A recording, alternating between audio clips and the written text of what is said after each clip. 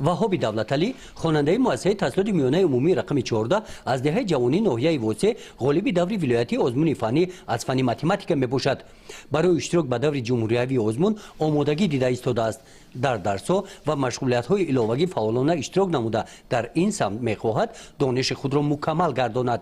وهاب میگوید که متماتیک فنی دوست داشته او میباشد، از همین سبب خواهش چقورتر از خود نمودن آن را دارد. مقصد دارد با اسرار پرقناوت متماتیک و ریاضی نزدیکتر شناس گردد.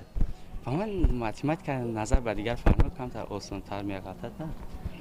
باید بسیارتر با آموزگاران مشورت کرده این فن متماتیک را آموختیم.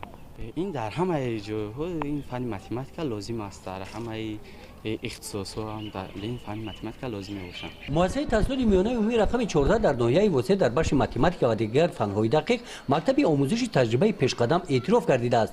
شاگردان این مؤسسه تعلیمی که در گوشه فخری مکتب عکسشون گذاشته شدند با مکتب رابطه زیست دارند. آنها در دانشگاه‌های عالی از فن متماتیک بعد صدها شاگردان سبق آموخته در تعلیم شاگردان این مکتب هم سهم کلان دارند.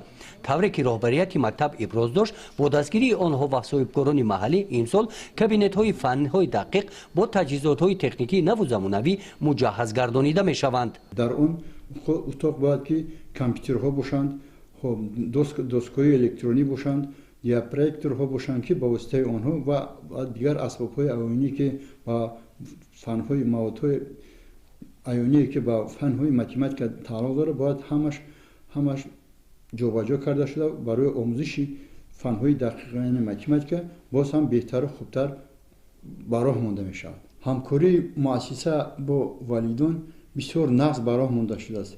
به نزدیکی ما جنبست نیم ساله برای جنبست نیم ساله یکم در بین پدر و مادران آموزگاران جامعه مکتبی گذارنده شد که از در مؤسسه 158 نفر پدر و مادران در جامعه مکتبی اشتراک نمودند و اینچنین دستگیری هم نمودند که اوید به پیشروی سطح دانش خوانندگان اوید با درس سر وقت آمدن خوانندگان یک چند مصلحت‌های مفید دادند. سال 2019 برای کلکتیو این مکتب همچون سال بابرار آغاز گردید.